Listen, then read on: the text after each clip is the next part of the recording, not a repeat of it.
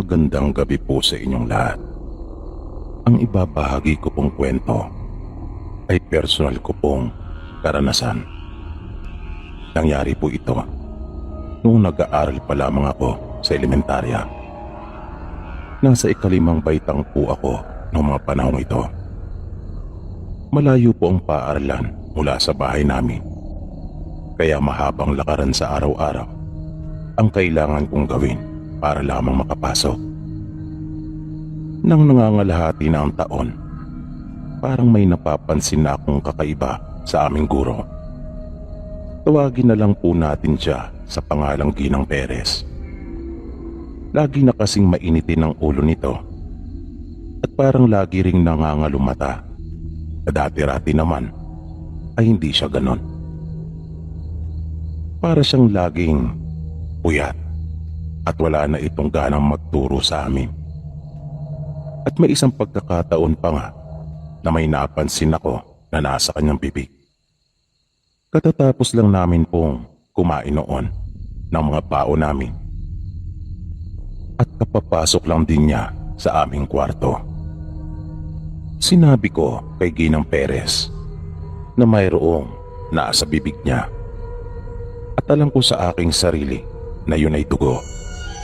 Hindi ako maaaring magkamali. Mabilis naman niya iyong pinahiran at tiningnan niya ako ng masama. Dahil doon ay lalo na akong kinutuban ng hindi maganda tungkol sa kanya. Kung kaya pag-uwi ko ng bahay nung araw na yon, ay ikinuwento ko kay nanay yung mga napapansin kong kakaiba sa aming guro. Sinabi niya sa akin na mapatutunayan ko kung aswang nga ito kung magagayat ako ng luya at ilalagay ko sa aking bulsa. At pagkatapos ay lalapit ako sa guro namin. Kapag hindi ito makatagal at umiwas, ay siguradong aswang nga ito. Sabi pa ni nanay, mapapansin ko rin umano na bigla na lang itong mapapakamot nang hindi niya namamalayan. Habang malapit ako sa kanya, basta wala daw sa sarili niyang gagawin iyon, paliwanag pa sa akin ng nanay ko. At binilinan din niya akong laging mag-iiwan ng barya sa aking bulsa. Nang malaman ko ang mga bagay na iyon mula kay nanay, ay ginawa ko namang lahat iyon at sinunod. Sa isang bulsa ay naroon ang perang gagastusin ko, habang sa kabila naman ay naroon ang ginayat na luya at yung barya. Nang muli akong pumasok sa paaralan, ay sinubukan ko yung sinabi sa akin ni nanay. Medyo kinakabahan pa nga ako nung mga oras na iyon dahil baka mahalata ako ng guro namin.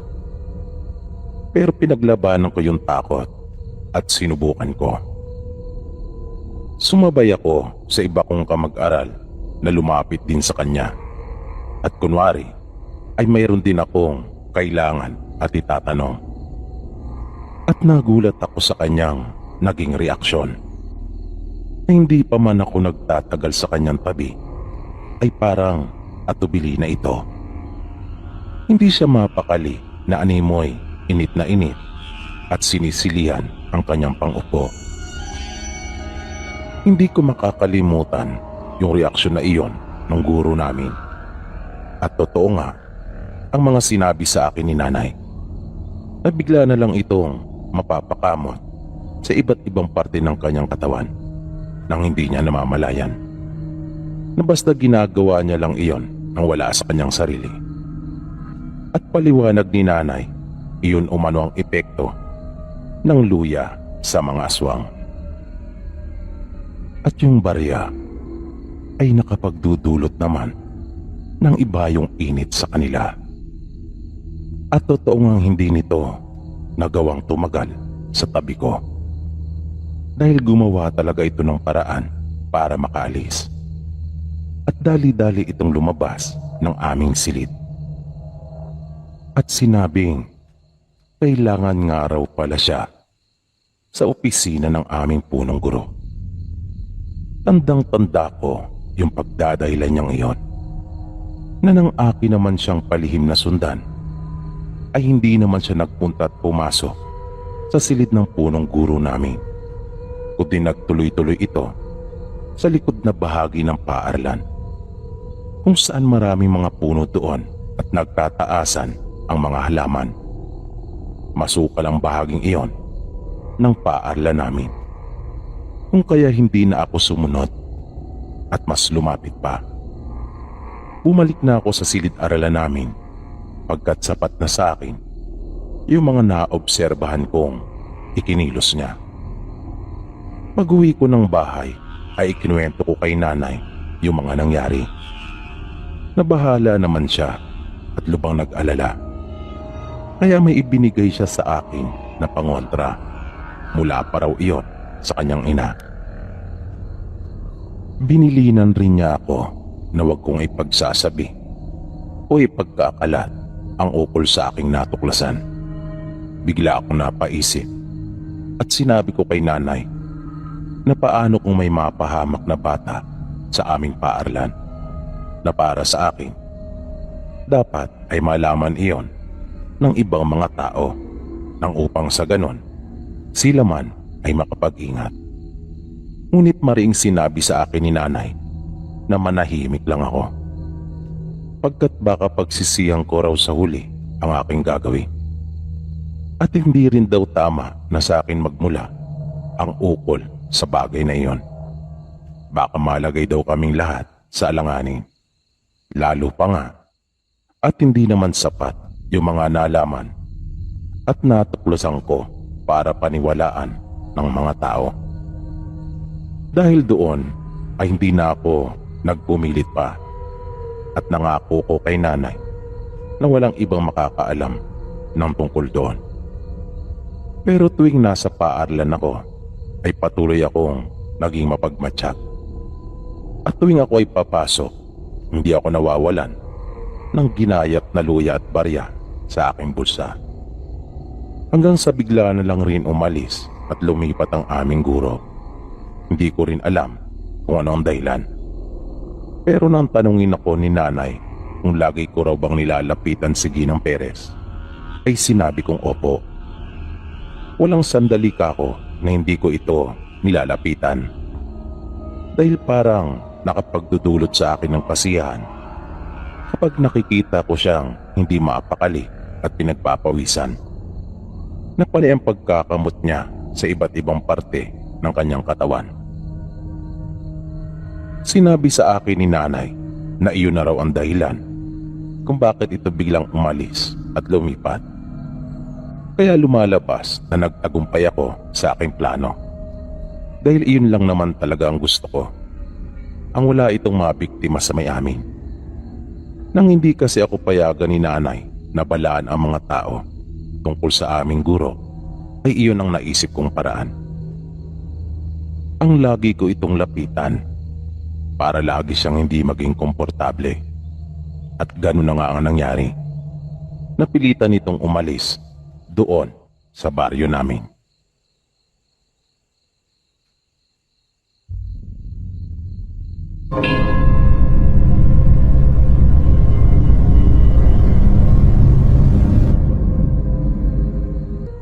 Ang ibabahagi ko pong kwento sa inyo ay karanasan po namin mismo ng aking pamilya. Nangyari po ito doon sa aming probinsya. Mga bata pa po kami ng mga kapatid ko noong panahong iyon. Mga dekada 90 ito nangyari.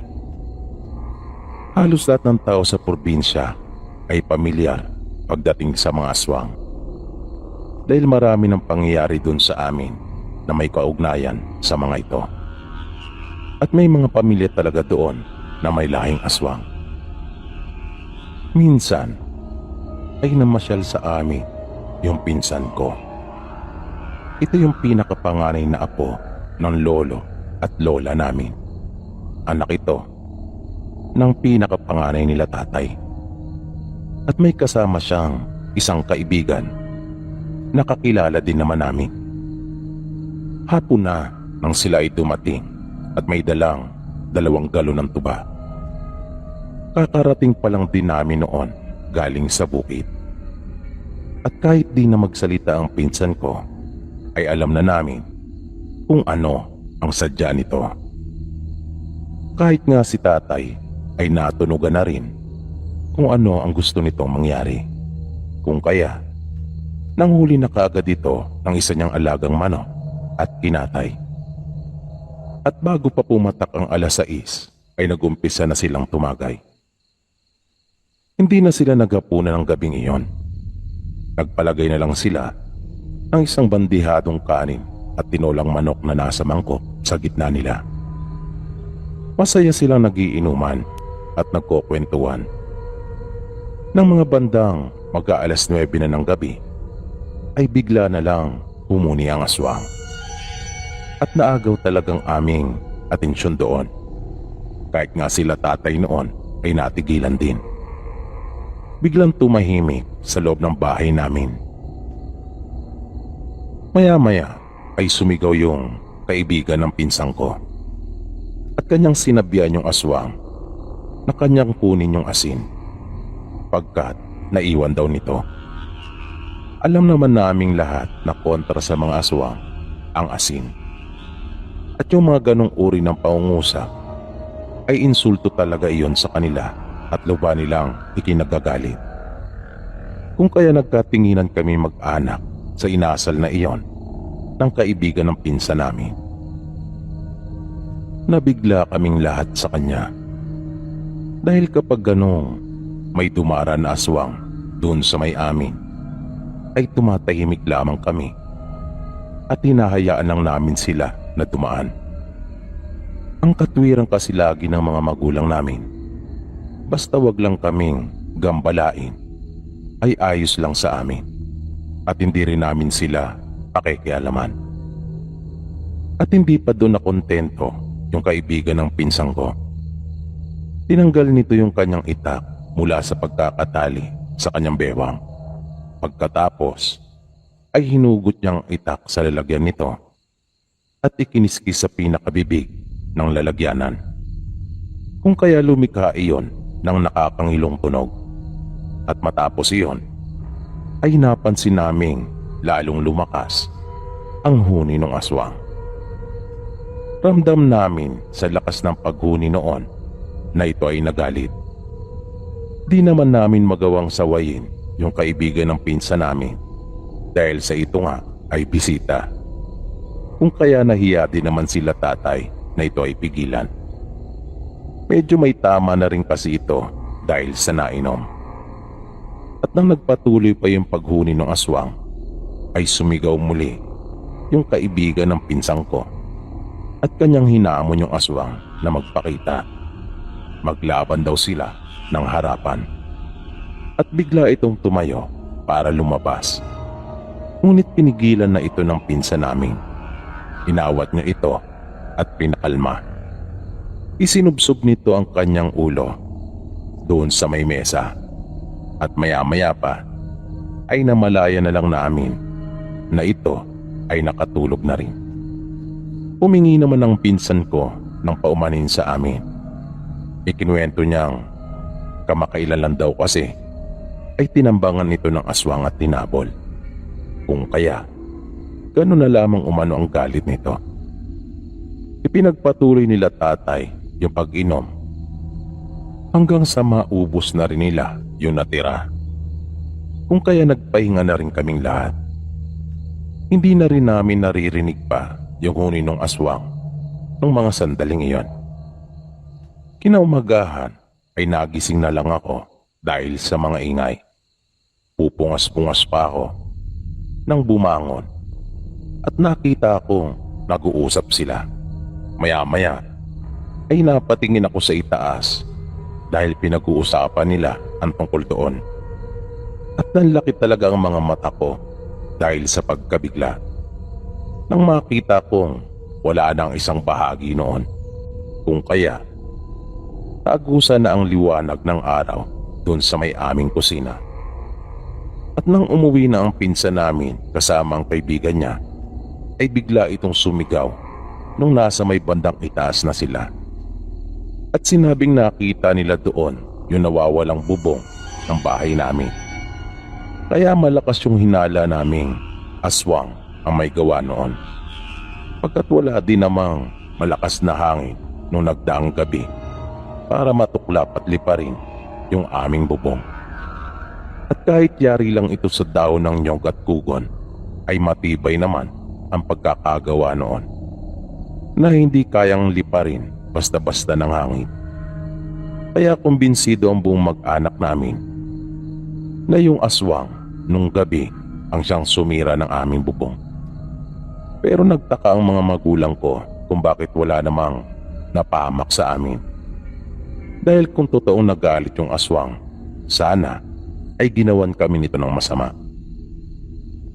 Pero kalaunan ay doon namin nalaman na hindi pala kami talaga ang pinuntirya ng aswang. Kaya walang napahamak sa amin, kundi yung kaibigan ng pinsang ko. Hinawaan ito at kalaunan nang hindi niya kayanin iyon ay kanyang ikinamatay. Kaya bilin sa amin ng aming mga magulang, wag na wag naming bibiruin ang mga aswang.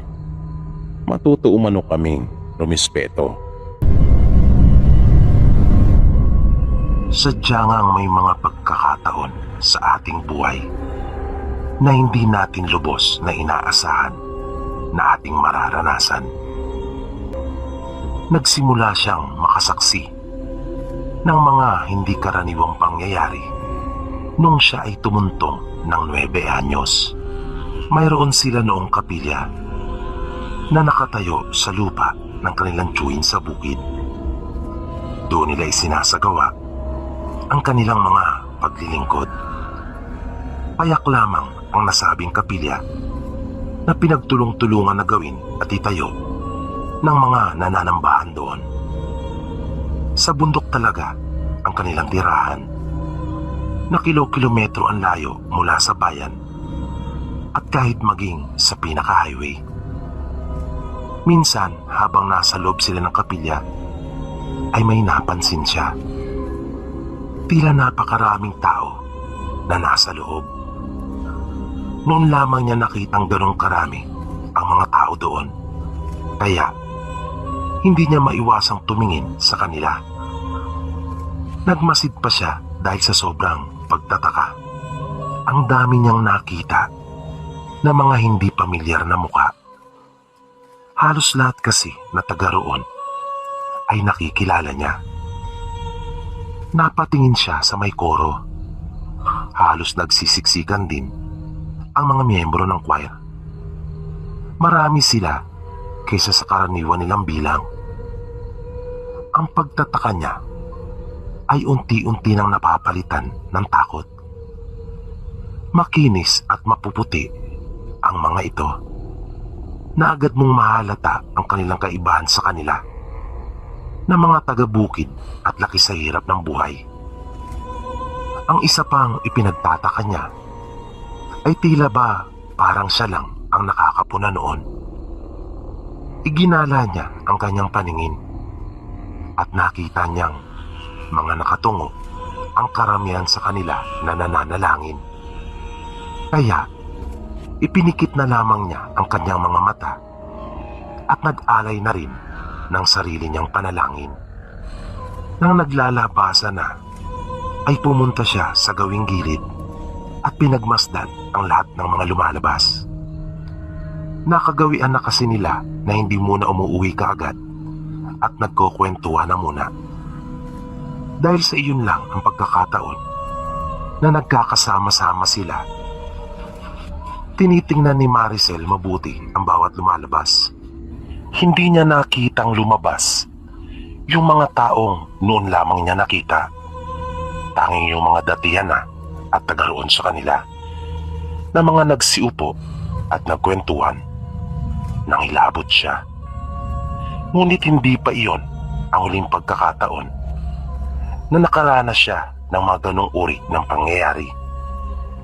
Nang minsang pauwi sila mula sa paaralan ng kanyang mga pinsan, ay bigla na lamang sila nakakita ng isang kabaong na nakabalagbag at nakaharang ito sa kanilang daraanan. napaatras sila at hindi na nagtuloy. Nagtaka sila kung bakit naman nagkaroon ng ataol doon. Dahil sa padilim na noon, kung kaya naisipan nila na pumunta na muna sa isa nilang kamag-anak na nasa malapit doon. Bali, tiyuhin nila iyon. Ikinuwento nila ang kanilang nakita at nakiusap kung maaari sila nitong samahan.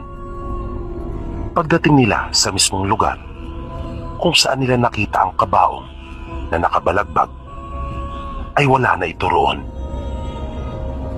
Nung ikasal naman ang kanilang pinsan na lalaki, natatandaan niya na siya ay 14 anyos na noon. Sabi ni Maricel ay obligado sila na sila ang pumunta doon sa lugar ng babae na mapapangasawa ng kanilang pinsan. Dahil sila yung tinatawag na tiglalaki. Ang kasalan kasi sa kanila ay nakabatay pa sa sinaunang tradisyon. Maganda at mabait ang mapapangasawa ng kanyang pinsan na si Lorraine. Bago ang mismong araw ng kasal, ay magkakaroon ng kasiyahan. May sayawan at kainan. Marami ang pumupunta, lalo na ang mga kabinataan at kadalagaan. Maging ang mga may tindahan sa kanilang bahay ay nagpupunta rin upang magtinda doon ng inumin at sigarilyo. Nakakatuwang isipin na kahit ganun lamang kasimple ang kanilang pamumuhay, ay nagagawa din nilang makapagsaya. At kahanga-hanga na kahit pangaparting bukid at bundok talaga ang lugar, ay mayroon silang sound system. Isinasakay sa karosa ang naglalaki ang mga baffles at speaker, habang ang ibang kasangkapan naman ay pinagtsatsaga ang buhatin at takutin ng mga tao. Nung gabi ng kasiyahan, tulad ng inaasahan, pagsapit ng mga alas 7 ay nag-uumpisa ng magdatingan ang mga makikipagsayawan. Ito ay free for all, ika nga.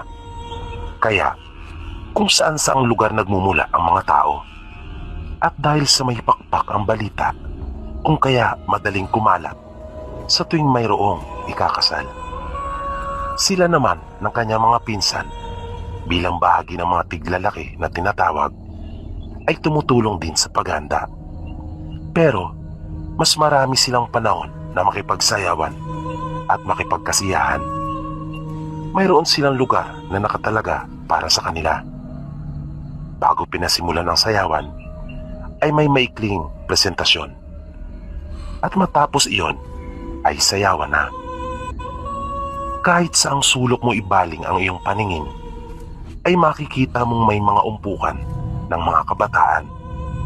Ang totoo, hindi lang mga binata at dalaga makikita mong nag-uumpukan, na nag-iinuman at nagpakasiyahan. Napakasaya ng mga ganong pagkakataon. Panay ang punta sa kanila ng mapapangasawa ng pinsan niya. Mabait ito at inaasikaso silang talaga. Minsan pa lang niya itong nakita pero malapit na kaagad ang loob niya dito dahil sa mabuti itong tao. Ngunit hindi natapos ang gabing iyon na puro lang kasiyahan dahil noong nagsimula na sila Maricel na makipagsayawan, ay may napansin siyang isang babae sa di kalayuan na nakamasid sa kanila. Naroon ito sa gilid ng isang puno sa may bahagi na hindi masyadong maliwanag. Noong una ay hindi niya pansin iyon. Ngunit sa tuwing magagawi doon ang kanyang paningin, ay nakakaramdam siya ng pagkailang. Dahil sa halos hindi na nito inaalis ang pagkakatitig sa kanila, lalong-lalo na sa kanya. Na nung huli ay nakita niyang matalim na ang pagkakatitig nito, na naisip pa nga niya kung ano kaya ang dahilan. Bakit ganun ito makatingin? Makilang ulit niya inisip kung saan niya nakita ang babae na sa tansya niya ay mahigit 40 na ang edad nito. Inisip niya kasi na baka nasagi niya ito nang di sinasadya na siya nitong ikinagalit. Dahil sa paraan ng pagkakatitig nito sa kanya, ay hindi talaga maikakaila na galit ito. Ngunit kahit pigain niya ang kanyang isipan, ay wala siyang matandaan. Nang bumalik sila ng kanyang mga pinsan sa kanilang pwestong kinauupuan, ay pasimple niyang itinuro iyon. Ngunit, laking gulat niya nang sabihin ng kanyang pinsan na wala namang babae na nakatayo doon. Kung kaya mabilis siyang napalingon at wala na nga doon ang babae. Biniro siya ng kanyang pinsan at sinabing ang bilis naman daw niyang tamaan ng kanilang iniinom. Ginantihan naman niya ng ngiti ang pagbibiro ng pinsan niyang iyon, pero sa loob niya ay nakakaramdam na siya ng matinding kaba. Nang magkayaan silang uli na magpipinsan para sumayaw, ay nakita niyang muli ang babae na nakatayo at malapit ito sa pwesto nila. Naroon ito sa gilid ng kanilang mesa at nakatingin na naman sa kanya ng hindi maganda. Dahil sa hindi na niya nagugustuhan ang ginagawang pagtitig sa kanya ng babae, kung kaya tinalikuran na lamang niya ito at umiba siya ng pwesto. Nang pasimple niyang sulyapan iyon, ay wala na doon ang babae, kung kaya nakahinga na siya ng maluwag. Nang mga mag-aalas 3 na ng madaling araw, ay nagpahinga na sila matapos nilang maubos ang kanilang iniinom at pulutan, dahil kasama sila ng isa pa niyang pinsan na mag-aabay. Makaraan ang 1 oras ay naghanda na sila. Doon na sila magbibihis sa simbahan pagdating sa bayan. Nang mga pasado alas 5 na, ay nauna na silang bumaba at pumwesto sa pampasaherong jeep na inarkila para maghatid sa kanila sa simbahan. Bali 2 sasakyan lahat sila. Nang mag-umpisa na ang kasal, ay halos himatayin si Maricel sa nakakakilabot na tagpong iyon na nasaksiyan niya sa loob ng simbahan. Habang naglalakad kasi ang mapapangasawa ng kanyang pinsan, ay nakita niyang puno ng dugo ang trahe de boda nito. Maging ang belo ay may tilamsik ng dugo. Nakita rin niya ang ilang mga nakaupo sa kapulungan na mga nakasuot ng sinaunang damit at pawang mga duguan rin. Naramdaman niyang nanginig ang kanyang katawan, gayon din ang kanyang mga tuhod. Iniyuko niya ang kanyang ulo at ipinikit ang kanyang mga mata.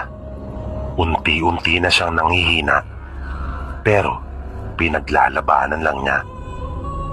Nang maramdaman niyang nakalampas na ito sa kanila at nasa harapan na ng pari, ay nag-angat siya ng kanyang ulo at napasulyap siya doon. Ngunit mabilis niyang iniyuko muli. Nang ang abito naman ng pari ang makita niyang puno ng dugo at wala itong ulo, naramdaman niyang nangapal ang kanyang mukha at namanid ang buo niyang katawan at tuluyan na nga siyang bumagsak. Ang huling natatandaan niya ay nakita niyang naglalapitan ang mga taong tutulong sa kanya.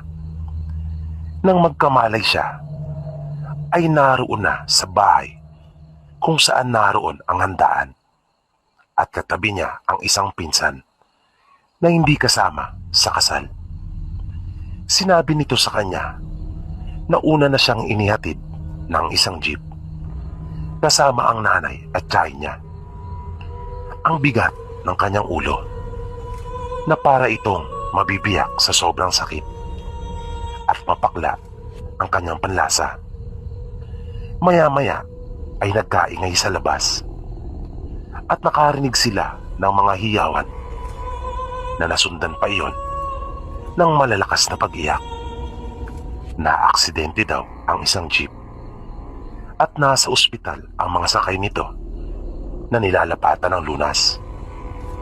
Marami sa kanila ang kritikal, kasama na ang pinsan niyang ikinasal at yung abay. Ngunit sa kasamaang palad ay patay na ang asawa ng pinsan niya at pari nang dumating sa ospital. Naramdaman na lamang niyang tumulo ang kanyang luha. Agad na nagbalik kasi sa kanyang alaala ang pag-aasikaso nito sa kanila noong nagdaang gabi. Kitang-kita niyang malinaw ang mga ngiti nito sa labi habang tinatanong at kinakamusta sila kung okay lang ba raw sila. At nagbiro pa nga ito na kung mayroon pa ba silang pulutan. Buhay na buhay sa kanyang isipan ang mga tagpong iyon na ilang oras pa lamang ang nakakaraan. Ngunit ngayon ay wala na pala ito. Nang biglang matawag ang pansin niya at mabilis na napatingin sa bintana. At hindi nga siya nagkamali sa pag-aakala niyang may nakatingin sa kanya mula roon. Dahil sa nakatayo nga doon at nakatitig na naman sa kanya ng masama ang babae. At bigla siyang napahawak sa kanyang sikmura at napayuko. Hindi na niya napigilan at sumambulat ang kanyang suka sa sahig. Hiyang-hiya siya. Mabilis siyang inalalayan ng pinsan at tinawag ang kanyang ina. Ang masayang kasalan ngayon ay napalitan ng iba yung lungkot at paghihinagpis para sa mga naulila at nababalot pa ng misteryo at kababalagan. Mabilis nilang inasikaso si Maricel. Nilinis ang suka at inihigang muli sa papag. Isang matanda ang pumasok sa silid. Tiyuhin ito ni Lorraine. Sinabi nito sa nanay ni Maricel na masama ang kanyang lagay. Sinita naman ang matanda ng isang pangkahanap nito. Sinigawan at pinapalabas. Hindi kasi iyon pinapansin doon sa kanila dahil sa pinaniniwalaang may diferensya ito sa kanyang pag-iisip. Habang inihilang palabas ng silid, ay paulit-ulit nitong sinabi na, "Aswang, kita ko aswang. Butang ulod, kaglaway." Na ang ibig nitong sabihin ay nakita daw niya ang aswang na nilagyan ng uod at laway. Kung ano ang nilagyan nito ay hindi na nabanggit dahil sa tinakpan na ng kaanak nito ang bibig at sinabihang tumahimik upang maiwasan ang paglikha ng komosyon at iskandalo. Dahil naman sa kuryosidad ng pinsan ni Maricel ay lumabas din ito at sinundan ang matandang lalaki. Mukha ngang kulang ito sa pag-iisip, ngunit mabait naman. Tinabihan niya ito sa upuan at tinanong. Marami itong sinabi sa kanya. Nalaman din niya kung bakit ito nagkaganon dahil sa kagagawan din ng aswang na kanya umanong ibinisto. At kaya pala ito pinaniniwala ang baliw ng marami na taga sa kanila ay dahil sa mga ikinukwento nito na hindi pangkaraniwan. Dahil sa may kakayahan pala itong makakita nang hindi nakikita ng mga karaniwang tao. Bago niya iwan ito ay may iniabot sa kanya. Pangil iyon.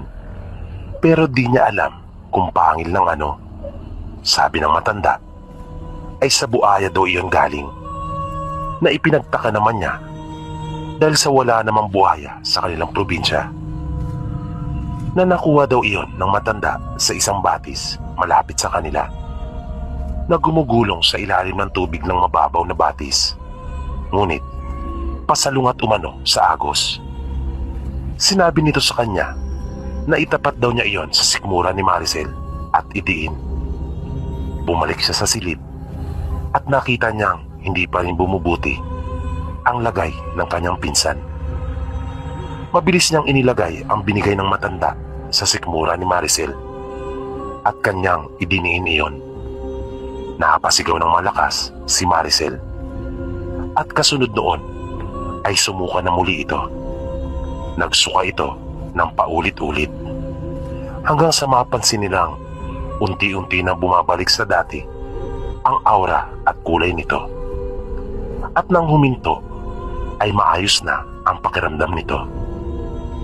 Hindi alam ni Maricel kung ano ang dahilan kung bakit niya naranasan ang lahat ng iyon.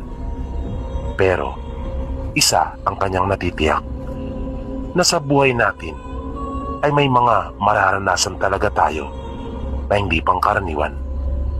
At ito ay sa panahong hindi pa natin inaasahan.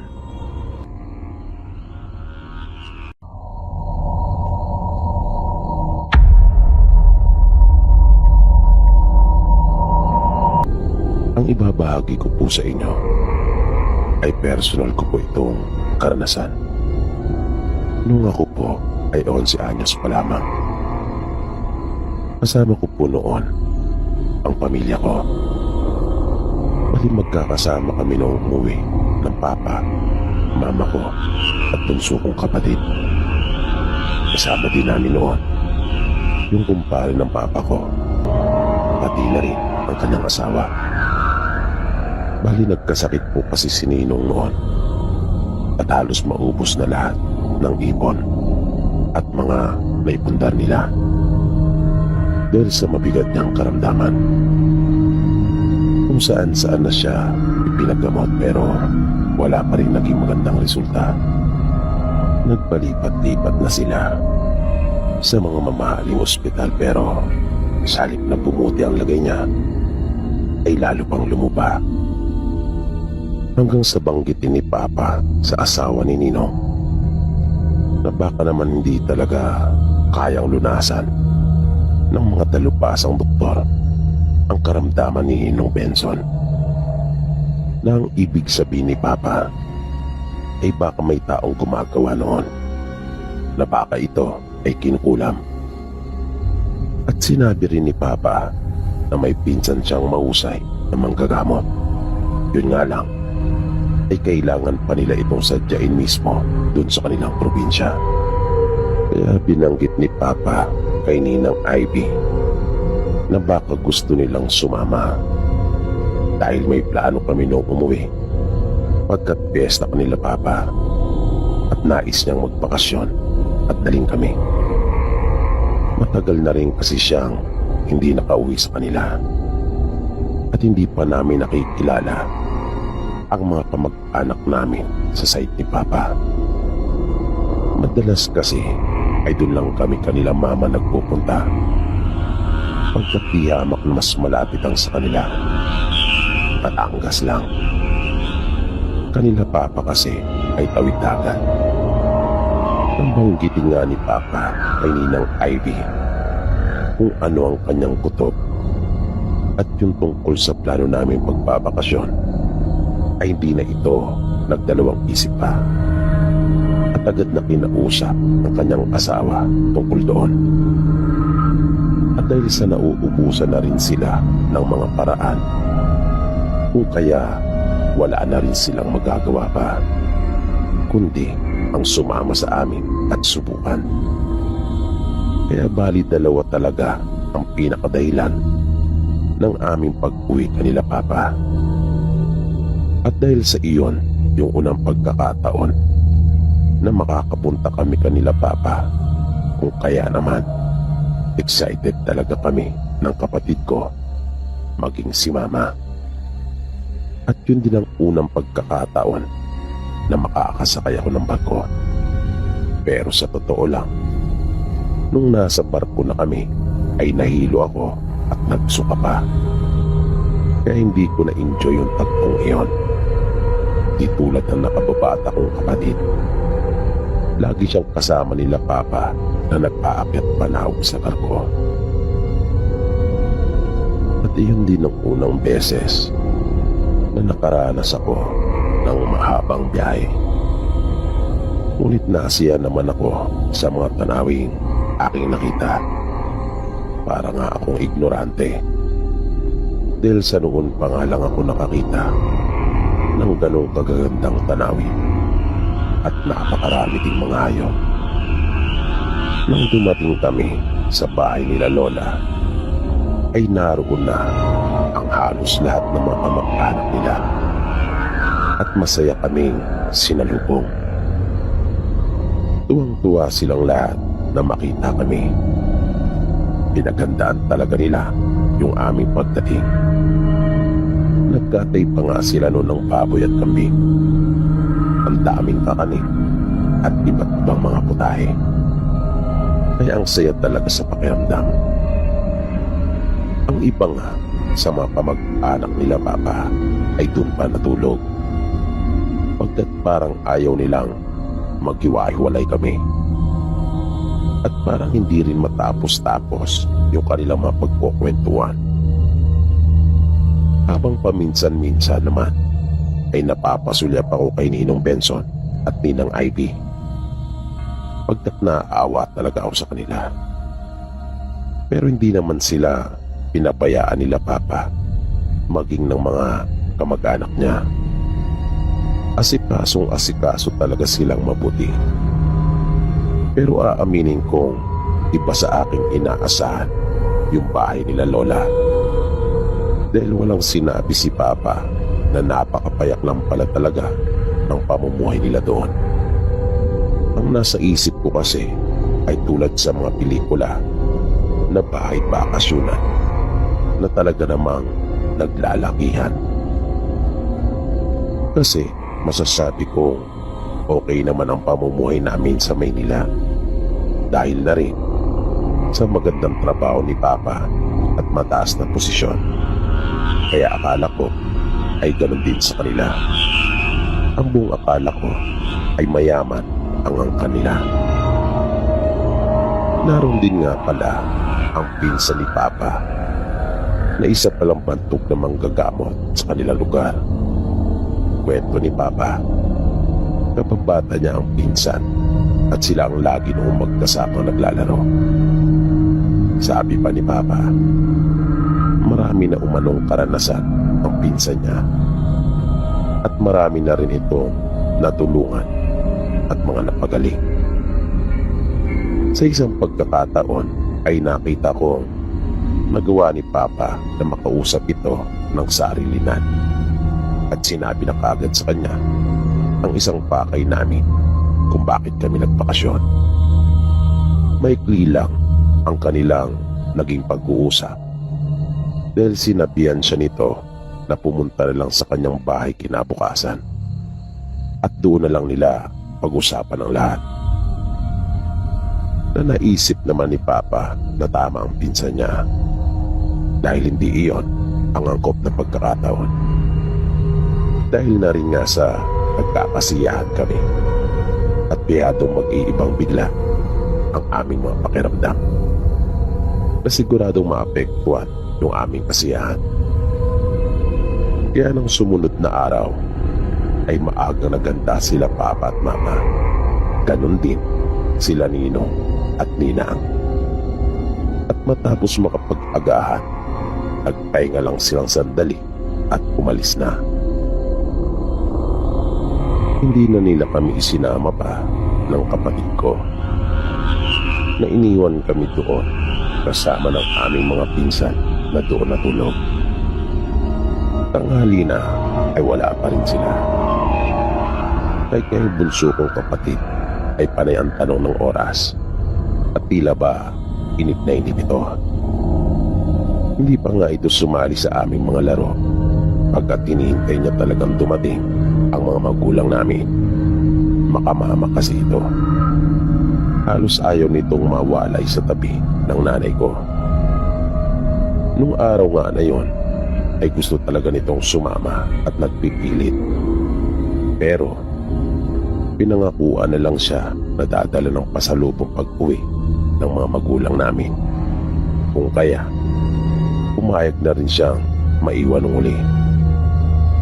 Hanggang sa patakip silim na ay hindi pa rin sila dumating.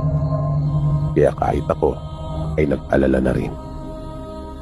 Maaga kaming pinakain ni Lola noon ng hapunan. Kasama at kasabay pa rin namin yung aming mga pinsan na nagdesisyong doon pa rin matulog. Dahil baka sa kinabukasan pa makauwi ang mga magulang namin. at sila Ninong. Sabi kasi ni Lola, baka inumpisa na raw yung gamutan. Pagkatapos naming kumain, nakita ko inihahanda na ni Lola yung silid na aming tutulugan. Naglatag na siya ng banig. Kung kaya, nagtaka naman ako. Ganun pala doon. Maaga pala talagang natutulog yung mga tao. Nung nagdaang gabi, kaya lang alanganing nagsitulog ay dahil may okasyon. Kaya nang makatapos na si Lola, ay sinabihan na niya kaming pumasok na at mahiga. Sumunod naman kaming lahat. At nang makahiga na kaming lahat, ay agad nang hinipa ni Lola yung apoy doon sa may lampara. Kaya nagtaka ako kung bakit. Di pa naman ako sanay na matulog ng walang ilaw. Bali 6 kaming lahat noon na magpipinsan. Nang nakahiga na kami, biglang nagsalita yung isa na aming pinsan. Bali siyang pinakamatanda sa aming grupo. Ito ay si Ido kung kanilang tawagin. Bungad niya, wala raw batang lumalabas kapag gabi doon sa kanilang probinsya. Maaga ring natutulog ang mga tao at hindi na umaalis pa ng kanilang mga bahay dahil may mga aswang na gumagala. Dahil sa sinabi niyang iyon ay natuon talaga ang atensyon ko sa kanya at napabaling pa nga kung saan siya nakahiga. Tinanong ko siya kung totoo ba talaga ang mga aswang. Kasi wala namang ikinukwento sa amin si Papa. Kaya kung may nalalaman man ako tungkol sa aswang noong mga panahon iyon, ay yung sa napanood ko lamang sa mga palabas. Sagot naman ng pinsan ko, totoo sila. Katunayan, marami umanong aswang doon sa kanilang probinsya at binubo ang mga ito ng angkan-angkan na yung iba ay namumuhay na kasama ng mga karaniwang tao, nagtatrabaho, kumakain at umiinom na tulad din sa mga tao, nakikipagsaya at nakikisalamuha. Pero mayroon din umanong mga naninirahan sa mga liblib na lugar at kagubatan na sadyang umiiwas na makipamuhay kasama ng mga karaniwang tao at pilit na nagtatago sa paningin ng mga mamamayan, taga-nayon man o taga-bayan. Dahil sa mga sinabi niyang iyon, kung kaya nakaramdam talaga ako ng takot. Bumaling ako pabalik sa aking kapatid. Pero nakita kong mahimbing na pala itong natutulog. Isang pinsan ko naman ang biglang nagsalita at inawat yung pinsan namin nagkukwento. Sabi pa niya, hindi raw siya dapat nagsasalita ng mga ganong bagay sa akin. Pero hindi maawat yung pinsan namin. At sinabi pang dapat lang umano na aking malaman yung mga ganong bagay, lalo na raw at naroon ako sa kanilang probinsya. Maya-maya, bigla na lang umalulong yung alagang aso nila Lola. Napalingon talaga akong bigla dahil doon. Kinilabutan ako dahil naalala ko yung isang kapitbahay naming matanda sa Maynila na nagsabing hindi raw mabuti ang hatid ng isang asong umaalulong. Hindi nagtagal ay may biglang bumagsak sa may bubungan ng bahay ni Lola. Sa mahinang tinig ay nagsalitang muli si Ito at sinabing may aswang sa bubong.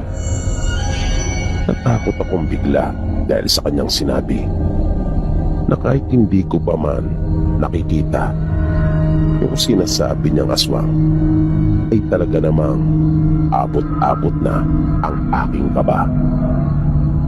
Muli siyang sinaway ng isa naming pinsan at sinabihang tumahimik Kanya ring hinawakan yung aking kamay at sinabing huwag raw akong mag-alala dahil hindi raw nila kami pababayaan ng kapatid ko. Dagdag pa niya, hindi rin naman basta-basta nakakapasok ang aswang sa bahay ng may bahay. Lalo na't may alam yung may-ari ng bahay kung paano sila kokontrahin. Medyo nakaramdam naman ako ng kaunting tuwa dahil sa sinabing iyon ni Lisa. At naramdaman ko yung pagmamalasakit at pag-aalala niya sa amin ng kapatid ko. Pero natatandaan ko ring halos italakbong ko na talaga yung kumot sa buong katawan ko noong mga oras na iyon dahil sa tindi ng takot na aking naramdaman. Hanggang sa may isa pang parang bumagsak dun sa bubungan nila Lola. At pagkatapos noon ay dahan-dahan nang may kumaluskos. At di nagtagal ay kitang-kita namin ng mga pinsang kong gising pa na may biglang pumula doon sa may bubungan. At talagang pasigaw na sana ako noon. Dahil alam ko sa aking sarili na yun ang marahil yung sinasabi nilang aswang. Pero bago pa ako tuluyang makasigaw, ay narinig na namin ang napakalakas na boses ni Lola. Rinig na rinig namin ang napakalakas niyang tinig na kung sa wikang Tagalog pa ay ano raw ang naisipan ng mga aswang. At bahay pa raw niya ang napagdiskitan ng mga itong bisitahin. Galit na galit si Lola. Halatang halata iyon sa tinig niya. Dagdag pa niya, dahil pa raw sa kanyang mga apo kung kaya sila nagpunta. Pues, nagkamali raw sila ng bahay na pinunterya. Pagpapatuloy pa nito. At hindi raw niya tinatanggap sa kanyang pamamahay ang kanilang mga uri. Kung kaya, maaari na raw silang umalis bago pa magbago ang kanyang isip at may masama pang mangyari sa kanila. At matapos sabihin ni Lola ang mga pangungusap na iyon, ay bigla na lang naglaho yung pumulang bagay na iyon dun sa may atip. Napalagay naming lahat ay iyon na yung mata ng aswang. At makaraan ang ilang sandali ay narinig na naming kumahul muli yung alagang aso ni Lola na katulad niya ay galit na galit din. Dahil sa pangyayaring iyon ay hindi na talaga ako nakatulog pa. Kahit pa nga pinuntahan kami ni Lola sa aming silid at pinayapa kami isa-isa ng mga gising pa. Nagkwentuhan na lang kami ng mga pinsang kong ayaw na rin matulog. Noong gabing iyon ay hindi talaga nakauwi ang mga magulang namin.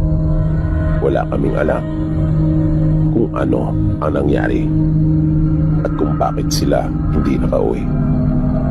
Pero sinabi naman sa amin ni Lola na huwag kaming masyado mag-alala dahil mahusay namang gagamot ang tiyuhin namin at hindi niya raw sila pababayaan, na hindi ito papayag na may mangyaring masama sa mga magulang namin, pati na rin kanila ninong.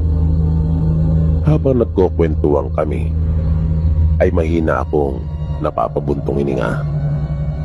Pagkat parang napakahaba ng gabi ng mga sandaling iyon. Kahit pa kasi anong sabihin nila, hindi may aalis sa isang anak na katulad ko na hindi mag-alala para sa kanyang mga magulang. Lalo pa nga. At nalalaman ko maraming aswang doon sa kanilang probinsya. Pero wala akong magawa kundi ang matyagang maghintay hanggang mag-umaga.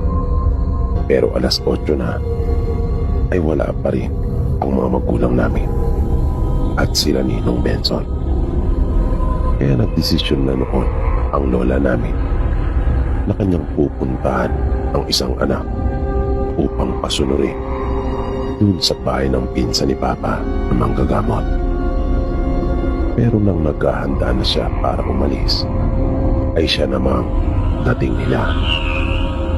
Kaya bigla talaga kami napatigil sa aming paglalaro at masaya silang sinalubong. At napansin ko agad na nagagawa ng makalakad na mag-isa ni Ninong Benson. Pero hindi pa rin talaga katulad ng dati. Ngunit natuwa naman ako dahil indikasyon iyon na mayroong magandang nangyari. Masaya ako pagkat nakita ko na ang mga magulang namin at ligtas silang lahat na nakauwi. Di pa man nakakapasok sila mama at papa sa bahay, ay panay naman na ang pagtatanong at pagpupusisa ni Lola sa kanila.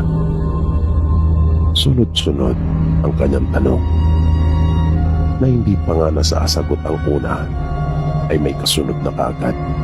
Kaya ang siste, kahit isa sa mga tanong niya ay walang nasagot sila papa. At sinabi na doon na lang sa loob ng bahay pag-usapan. Pagkaupo nila ay kinuwento na kaagad nila papa kung ano ang nangyari. Tama nga ang hinala ni Lola na inumpisa na kaagad yung gamutan. Pero kailangan pa nilang bumalik pagkat hindi pa tapos. Medyo mabigat din pala yung mangkukulam na nautusang kumulam kay Ninong. Pagkukwento pa nga ni Mama, nakasaksihan nila kung paano naglaban ang pinsan ni Papa at yung magkagaway. Nakakakilabot umano ang bawat tatlo. At nulan daw siya nakakita ng ganon sa personal sa buong buhay niya. Kung kaya, naniniwala na rin siya. Ilang beses pa nga raw sumuka ng mga buhok ang Ninong Benson namin. Mga buhok na akala mo'y tinipon talaga. Na para bang mga buhok na nalagas at naipon sa septic tank. Nakakita na kasi ako noon minsan nang magpasipsip ang kapitbahay namin sa Manila. Napakarami noon na hindi mo talaga lubos maisip na sa haba pala ng panahon ay ganun na karaming buhok ang naiipon sa ating mga puso negro. At base sa paglalarawan ni Mama ay ganun karaming buhok ang lumabas at piniluwa ni Ninong. Pangakala nga nila ay hindi na yun matatapos pagkat parang wala talagang katapusan. Na nakapagtataka nga raw kung paano iyon nagkasyang lahat sa katawan ni Ninong. At hindi pa umano doon natapos ang lahat ng magpapalagang kanilang nasaksihan. Dahil hindi lamang pala buhok ang inilagay ng mangkukulam sa katawan ni Ninong Benson. May mga alaga din itong insekto na ipinasok doon. Kaya pinaghalong barang at kulam umano ang ginawa sa Ninong namin. Kaya pala napakarami ng kanyang sugat sa buong katawan. Pero dahil sa husay ng pinsan ni Papa, ay isa-isa umano yung lumabas. At nang bumagsak sa lupa, ay mga natitisay bago tuluyang mga nangmatay. Halos hindi na nga raw makatingin si Mama, kung kaya lumabas na siya. Pagkat nagtayuan ng lahat ang mga palahibo niya sa katawan dahil sa tindi ng sindak na kanyang naharamdaman. Pakiramdam pang-araw niya ay nangapal talaga ang kanyang ulo at parang namanig dahil sa tindi ng takot.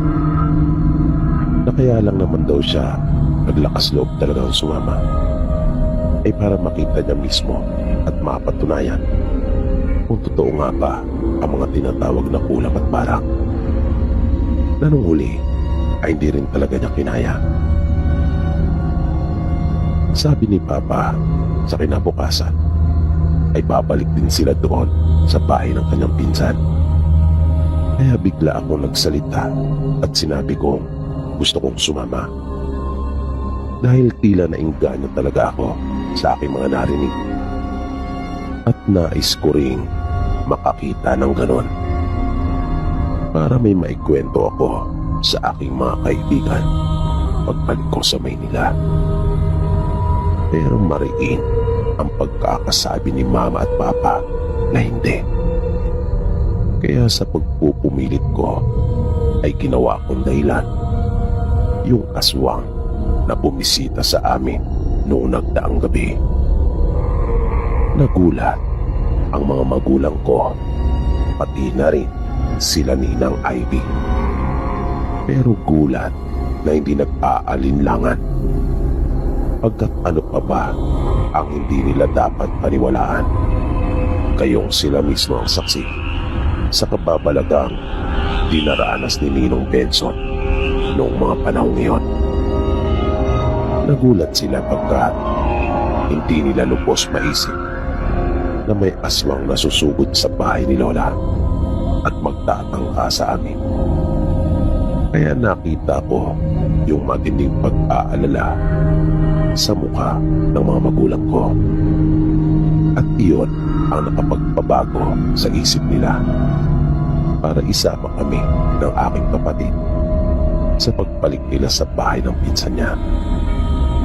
Pagkat sigurado iisipin nila na mas ligtas kami doon. Samantalang yung mga pinsan naman namin ay inutusan nilang umuwi na sa kanila pagkat lubhang delikado. Dahil isasama rin daw nila Papa si Lola pagbalik doon sa pinsan niya. Kaya pagkatapos makapananghalian nung araw ding iyon, ay umuwi na ang mga pinsan namin. Nakaramdam ako ng lungkot dahil parang napalapit na kagad sila sa amin ng kapatid ko.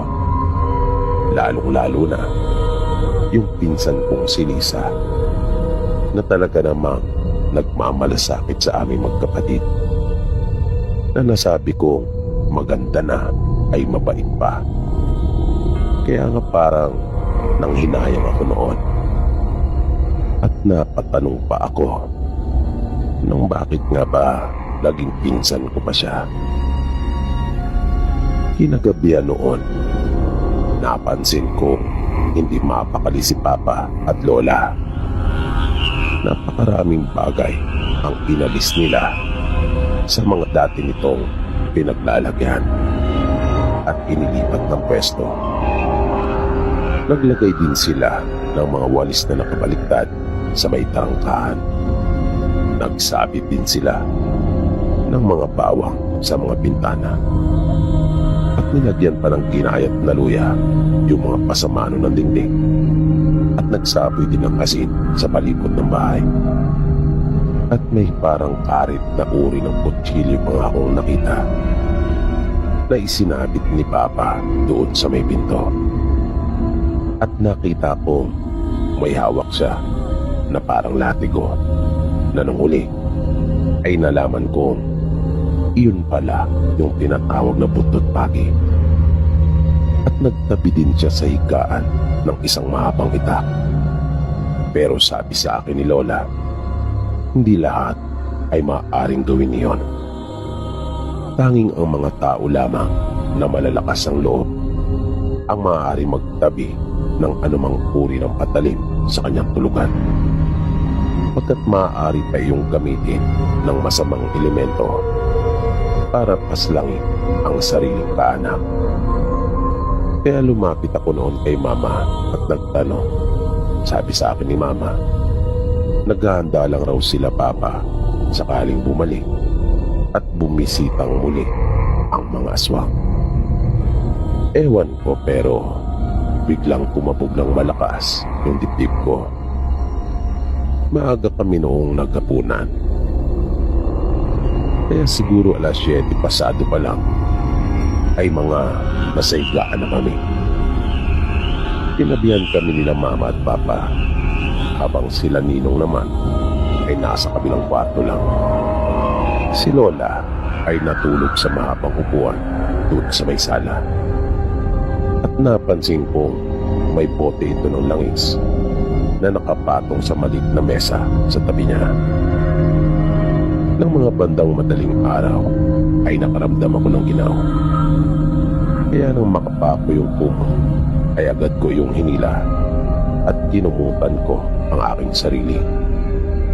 Di ko alam kung ano na ang eksaktong oras ng mga sandaling iyon. Pero sigurado akong madaling araw na. Dahil nga nung unang gabi ko doon na hindi talaga kami natulog, ay napakalamig sa madaling araw. Tandang-tanda ko iyon. Nang ipipikit ko ng muli ang aking mata, ay bigla ko narinig ang malakas na boses ni Ninong Benson. Kung kaya, napabangon bigla sila mama at papa.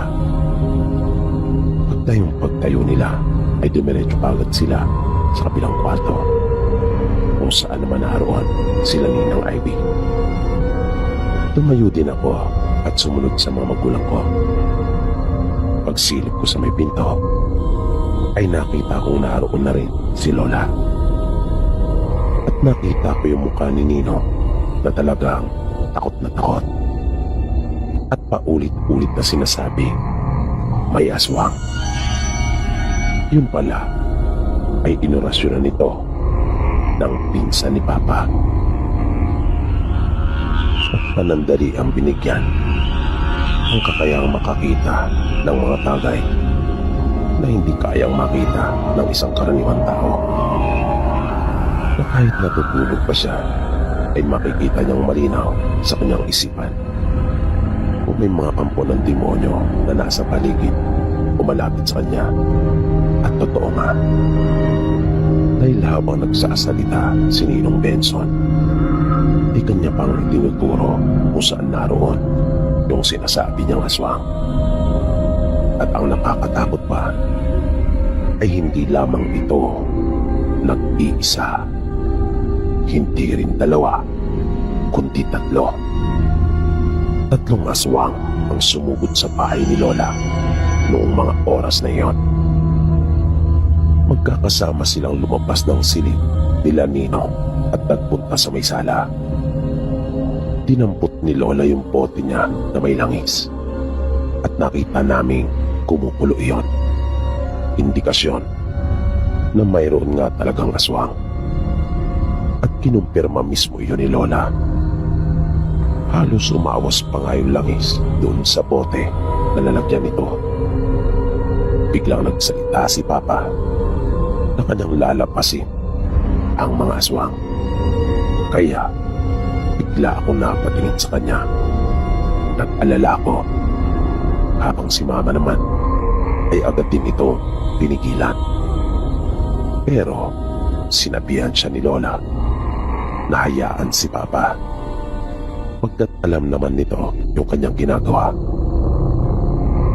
Hawak ni Papa noon yung buntot pagi at itak sa kanan, habang yung latigo naman na iyon sa kanyang kaliwang kamay. Binuksan ni Papa ang pinto at agad na nagsalita. Inutusan niya ang mga aswang na magpakita at harapin siya. Nakatingin noon si Papa sa isang puno na nasa gawing kaliwa. Tanda kong may puno doon, pagkat doon kami nagtatakbuhan at paikot-ikot kapag naglalaro ng mga pinsan namin. Lumabas si Papa at nakasunod sa kanya si Lola, habang kami naman ay naiwan doon sa may pintuan at nakamasid lang. Madilim ang paligid. Nang tanging nagbibigay lang ng liwanag doon ay yung lampara na naroon sa may sala. Kung kaya, maliit lamang na bahagi ang naaabot ng liwanag nito. Pero nagpatuloy pa rin si Papa. Humakbang siya papunta sa may bakuran at humarap mismo sa may puno. Kanyang iniladlad yung hawak niyang latigo. At kasunod noon ay bigla na lang narinig talaga namin yung paggalaw ng mga sanga at dahon ng puno. At mayroong lumipad mula roon na kung iisipin ay para talaga iyong napakalaking ibon, dahil na rin sa malakas na pagpagaspas na nilikha nito. Inihampas ni Papa yung hawak niyang buntot bagi. At nakakarindi ang tunog noon nang tumama iyon sa lupa. Bigla siya nagsalita at sinabing umalis na ang mga aswang. Hindi na raw niya tinamaan. Pero sapat na raw iyon dahil ang mahalaga ay napalayas niya ang mga ito. Na si Lola pala ng mga sandaling iyon ay umuusal naman. Dahil naririnig ko yung mga sinasabi niya, kahit pa mahina niya iyong binibigkas. Pagkat napakatahimik ng buong paligid ng mga sandaling iyon. Noong mga oras na iyon, ay nahiwagaan talaga ako sa kanila. Naisip ko na may mga nalalaman pala talaga ang angka ni Papa pagdating sa mga ganong bagay. Para silang lahi ng mga mandirigma, yun nga lang ay sa ibang paraan. Pagkat kakaiba rin yung kanilang mga kalaban na hindi mga karaniwang tao. Nang nasa loob na kami ng bahay, ay naupo silang lahat doon sa may sala. At napansin ko parang wala na silang balak pang matulog. Kaya naupo rin ako sa tabi ni Mama. Pero di ko na malayan na nakatulog din ako. Nagising na lang ako, natirik na ang araw. Hinayaan lang nila ako doon na makatulog at hindi na ginising pa para lumipat. Maya-maya ay lumapit sa akin si Mama at sinabing buti naman raw at gising na ako. Dahil naghahanda na pala silang lahat. Kaya pinagmadali na rin niya ako. Nakita ko pa nga bihis ng kapatid ko. Pati si Lola ay nakaayos na. Pati na ang payo na kanyang dadalhin. May nakita ako ilang piraso ng mga manok na nakataling magkakasama ang kanilang mga paa. Nang mapansin ako ni Lola na nakatitig sa mga iyon, ay sinabi niyang dadalhin raw namin iyon upang sa ganon ay may masarap kaming maiulam. At ako raw ang inaasahan niyang magdadala sa mga iyon. Sa pagkabigla naman ay napatango na lang ako. Sa totoo lang kasi ay takot ako sa mga manok. May phobia ako. Dahil nung mas bata pa ako ay minsan na ako natuka ng alagang sasabunging manok ng kapitbahay namin. Bigla akong tinapik ni Lola sa balikat at sinabing wag daw ako mag-alala pagkat hindi naman nanunuka ang mga iyon. Napatingin akong bigla kay Lola at natulala dahil paano niyang nalaman yung laman ng isipan ko. Sabay nagsalita siyang uli at sinabing sige na raw at mag-ayos na ako ng aking sarili. Nang makatapos na ako ay agad din kaming umalis at sumama pa sa amin ang alagang aso ni Lola. Kung kaya natuwa ako. Bali nang sumunod na araw nga ay umalis po kami magkakasamang lahat ng mga magulang ko, aking kapatid, si Lola at sila Ninong Benson. Nang magising nga ako nung araw na iyon ay tirik na ang araw. Kung kaya nagmadali na rin ako. Nang nasa daan na kami at naglalakad ay napansin ko may kalayuan din pala yung bahay ng pinsan ni Papa. At ang isang bagay pa na hindi ko inaasahan ay medyo puro pakya at bulubuntukin yung aming nilalakaran. Pero talaga namang ahanga ka sa ganda ng mga tanawin doon. Pero sa kabila ng mga magagandang tanawin na iyon at lunti ang mga kagubatan, ay may natatago palang maitim na lihim ang mga ito.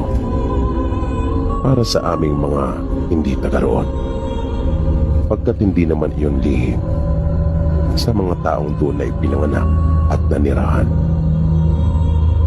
Nang dumating kami sa bahay ng pinsan ni Papa, ay ilang minuto na lang At eksaktong 12:00 na.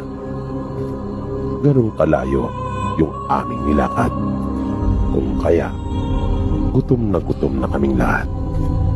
Buti na nga lang at may pagkain ang nakalaan para sa amin.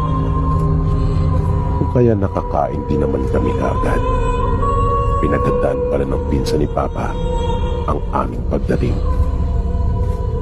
Pero habang kumakain kami noon, ay napansin kong abalang-abala ang pinsan niya. Labas-masok ito sa kanyang bahay. Kaya madalas ay naaagaw talaga nito ang aking atensyon. Nang mapansin naman ako ni Lola, ay kanya akong sinabihan na ituon ko na lang daw yung aking pansin sa pagkain at huwag ko raw intindihin ang chewing ko. Pero masama na ang kutob ko ng mga oras na iyon. Na nagtaka pa nga ako pagkat tirik na tirik ang araw. Ang pagkakaintindi ko kasi noon, ang mga aswang ay sa gabi lang ay kakayang lumabas ng kanilang pamamahay para magganap ng kanilang mabibiktima, na para bang natutulad sila sa mga vampira na madalas kong napapanood noon sa mga pelikula. Pero hindi pala yun totoo. Nagkamali ako. At ang isa pang pinagtatakan ko, ang dapat sanang katakutan at alalahanin namin ay yung mangkukulam na siyang nagpapahirap kay Ninong Benson. Pero bakit mayroong aswang na umaali-aligid doon na noong mga oras na iyon ay nagpanggap at nagkatawang ibon pa? Dahil narinig ko iyon sa pag-uusap nila na magtanong si Papa sa kanyang pinsan kung ano raw iyon.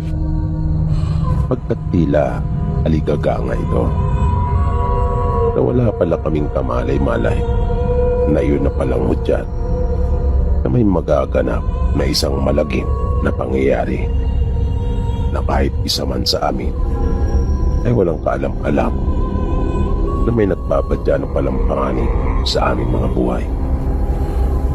Nung huli ay isinarang mabuti ng pinsan ni tatay ang pinto at mga bintana ng kanyang bahay. Pati ang kanyang mga anak ay wala na rin tigil sa kakalagay ng kung ano-ano sa palibot ng kanilang bahay at isinasabit sa mga dingding. Di ko alam kung anong uri ng mga halaman iyon na pinatuyo. Pero sa tingin ko ay mabisa rin iyong pangontra sa mga aswang. Pagkat dahil umano sa mga iyon, kasama na ng orasyon ng pinsan ni Papa, ay hindi magagawa makapasok ng mga aswang sa kanilang pamamahay kahit gaano pa sila magpumilit. Matapos na makakain ng tanghalian at makapagpahingang sandali, ay sinimulan na muli ng pinsan ni Papa na si Tio Andres yung panggagamot kay Ninong Benson. At nasaksiyan kong lahat ng mga ikinuwento ni Mama. Nag-iba rin bigla ang boses ni Nino nang sumanib sa kanya yung mangkukulam. At nagtagisan talaga silang dalawa ng galing. Sa bawat kumpas at sa tuwing idadaitin ni Tio Andres ang kanyang mga daliri sa katawan ni Nino, ay talaga namang namimilipit ito sa sakit at napapadaos-dos sa kanyang upuan, kasabay ng mga malalakas na sigaw na dumadaing talaga ito dahil sa sakit na kanyang nararanasan noong mga oras na iyon. At kitang-kita ko kung paano bumaon yung isang kamay ni Tio sa tiyan ni Ninong Benson at mayroon siyang dinukot. At nang kanyang ilabas ang kamay kasama ng mga dugo, ay may nakuha ang pinsan ni Papa ng sari-saring mga bagay na tulad ng mga nakabaluktot na pako. Mayroon ding 2 piraso ng blade at isang maliit na namang kukulang na lalo naming ikinasindak na lahat. Narinig ko nagsalita ng malakas ni Tio Andres at sinabi sa mangkukulam na gusto na niyang patayin talaga si Ninong Benson. Base ito sa mga inilagay niyang kung ano-ano sa katawan ni Ninong. Pero hindi iyon basta-basta niya magagawa. Pagkat nilagyan ito ng pinsan ni tatay ng pananggalang sa katawan. Matagal ang naging gamutan. Paggabi na ay hindi pa rin sila tapos. At nagtatagisan pa rin ang kanilang mga kapangyarihan at nalalaman. Minsan pang nagpamalas ng kanyang kakayahan yung mangkukulam na talaga namang nagpakilabot sa amin. Ito ay nang lumabas ang napakaraming langaw sa bibig ni Ninong. At nakita talaga namin ang mabilis na pagbabago ng itsura ng ninong ko.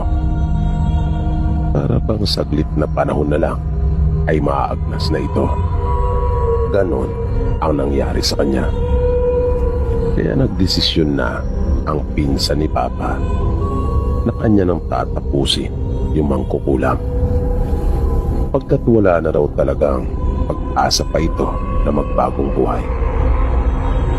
Nasilaw na raw talaga ito sa kanyang kapangyarihan taglay at tuluyan ang niyakap ang kadiliman. Wala na raw makita si Tio Andres na kahit kaunting liwanag na nagmumula sa puso nito.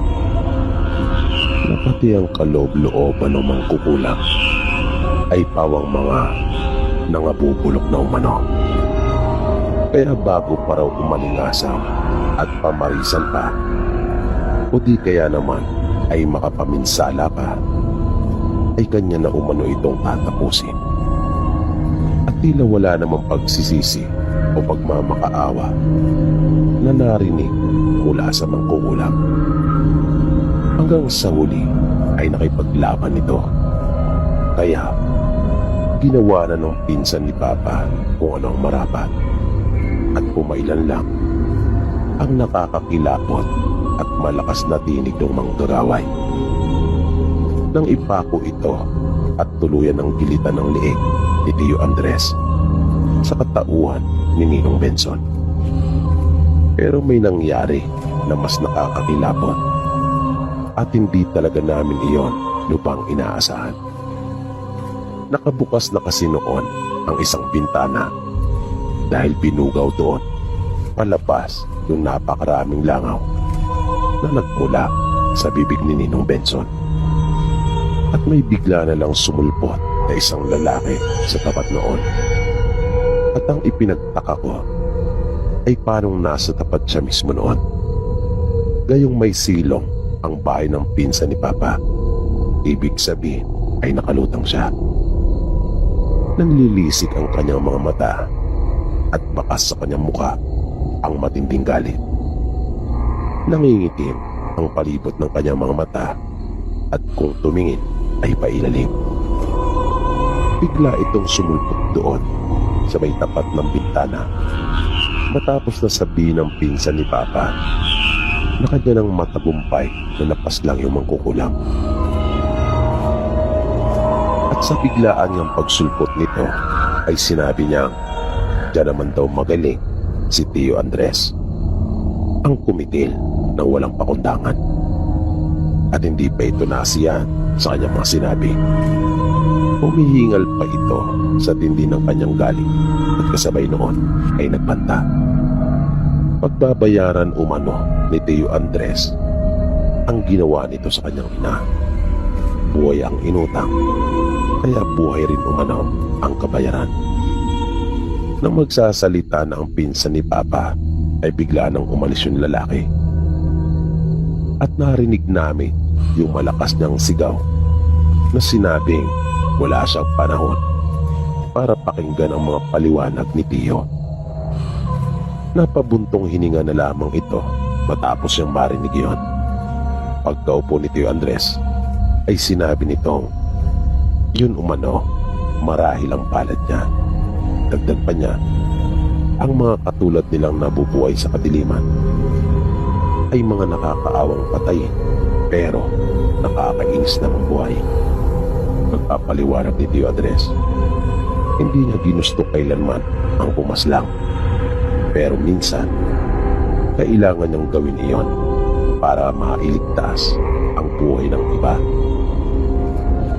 At sa kanyang mga nagawa, kahit isa ay wala siyang pinagsisisihan. Pagkat wala naman daw dapat. Ginagawa lang niya kung ano yung makabubuti at siyang marapat. Biglang napatanong si Papa kay Tio kung ano na kanyang gagawin. Tumingin ito sa kanya at sinabing kung ano ang lagi naman niyang ginagawa. At humingi pa ito ng paumanin sa amin pagkat nadamay pa umano kami. At tila pa hindi tama yung pagkakataon ng aming pagpunta doon pagkat sigurado may ipit kami sa kanilang hidwaan. Pero nakita ko sa mga mata ni Papa na nakahanda siyang tulungan ang kanyang pinsan. Pagkat marami sila nitong pinagsamahan, lalo na noong mga panahon ng kanilang mga kabataan.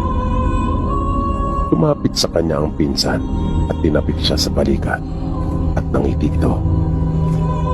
Matapos na makapagpahingang sandali ay bumaba kami at nagtungo sa pinakakusina ng bahay nila. Nakahain na ang asawa at mga anak ni Tio Andres ng hapunan. Kanilang kinata yung dala naming mga manok. Tahimik kaming kumain.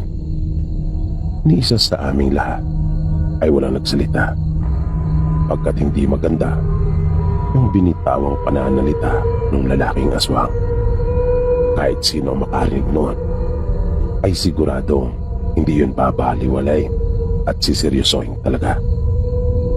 At di pa nga kami nakakatapos kumain ay bigla nang kumahol ang mga alagang aso ni Tio Andres. At tigilan kaming lahat at napatayo naman si Tio mula sa kanyang pagkakaupo. Lumapit ito sa may dingding ng kanilang bahay at sumilip sa siwak na naroon. At bigla itong napapulalas nang nariyan na sila. Agad niyang ipinag-utos na umakyat kami lahat, habang siya naman ay nagtungo sa kanilang silid at kinuha ang kanyang mga kagamitan. Nakita kong inihagis pa niya kay Papa ang ilan sa kanyang hawak. Si Ninong Benson nga, kahit mahina pa, ay gusto rin sanang sumama upang tumulong. Pero pinigilan siya nila Mama at Ninang Ivy. Sinabihan din ito ni Papa na huwag mag-alala at ayos lang sila. Magiging payapa din at maayos ang lahat, sabi pa ni Papa. Yun yung mga katagang tinandaan ko at nagpalakas sa akin. Pinaniwalaan ko yung mga sinabi niyang iyon. Kung kaya nabawasan yung aking pag-aalala. Sa labas naman ay rinig na rinig ang malalakas na sigaw ng lalaki. Sigurado akong siya yon dahil natandaan ko yung tinig niya at nakakarindi na talaga ang mga pinagsasabi nito. Nakapag kanya umanong napatay si Tio Andres, ay talaga namang lalantakan niya kaming lahat. Nang makakita ako ng siwang doon sa kinaupuan ko, ay nagkaroon ako ng pagkakataong sumilip. At lubha talaga ako nagulat sa aking mga nakita. Halos hindi ako makapaniwala. Pagkat doon lang ako nakakita ng ganon. May mga naglalaki ang baboy na ang taas ay halos aabot sa balikat ng isang taong nakatayo. Mga baboy na kulay itim na naglalaki ang talaga ang mga pangil at nagtataglay sila ng mga mapupulang mata. Natulad sa mga nakatayong lalaking naroon ay mga pawang naglalaway. Kitang-kita ko dahil na rin sa hatid na liwanag ng buwan noong mga sandaling iyon. Nakailera ang mga ito na talagang masasabi mo handang-handa na silang sumabak sa laban. Isang laban na biglang nakapagpababa ng tiwala ko sa mga sinabi ni Papa. Dahil na rin sa nakita ko ang bilang ng mga ito, marami sila na hindi bababa sa 10. Habang sila Papa ay dadalawa lamang. Maya-maya pa ay nakita ko na sila Papa at Tio Andres. Kapwa sila may hawak na buntot, pagi at itak. At habang pinagmamasdan ko silang dalawang magpinsan, ay naisip kong para bang sanay na silang dalawa sa mga ganong sitwasyon.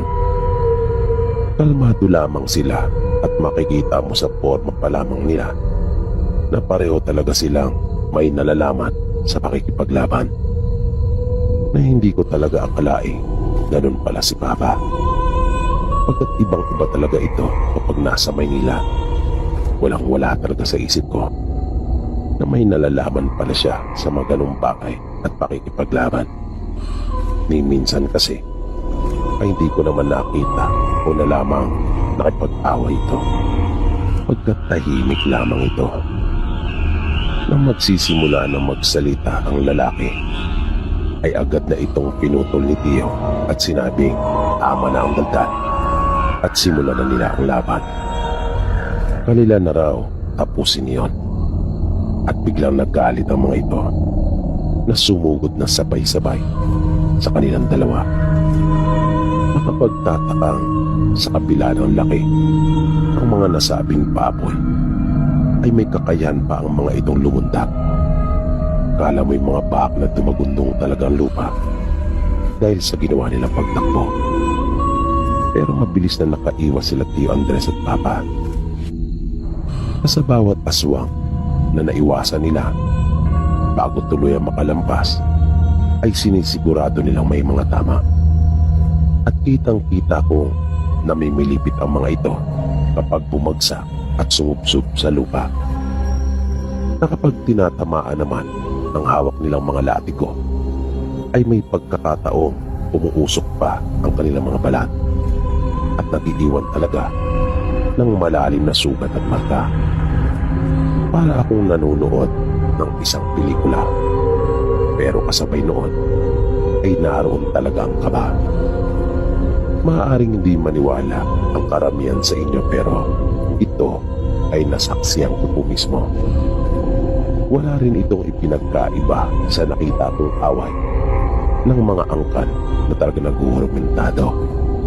Nang minsang dumalo ako ng handaan sa isang kaibigan nung umidad na ako ng 23. Talagang halos hindi ka makahinga dahil sa tindi ng takot at pag-aalala. Pagkat makikita mo talaga na nagaganap iyon sa harapan mismo ng iyong mga mata. Idagdag pa ng iba pa naman sa mga magkakamag-anak na aswang ay may mga dala ring itak na talaga namang matatalas at nagkikintaban. Pero doon ko nasaksiyan at napatunayan na may tinatawag din palang anting-anting ang Papa ko. May kapal din pala ito sa kanyang katawan at may agiman para sa iba't ibang kakayahan. Dahil kitang-kita kong ilang beses siyang nataga sa likod at sa braso. Sandali din siyang nakubabawan ng isang aswang, pero hindi siya nagtamo ng kahit anumang sugat. Galos lamang at pamumula ang iniwang marka noon sa kanya. At ng 3 sa mga sumugod na aswang, ang nakita ng makasama nitong hindi na gumagalaw pa, ay biglang natigilan na ang mga ito. Na tila ba nagdalawang isip na ipagpatuloy pa iyon. At nang mapansin din iyon nila Papa, ay tumigil na rin sila. Paliwanag din na sa amin ng uli, wala naman ang dahilan pa para ipagpatuloy kapag nakita mong sumuko na ang kalaban.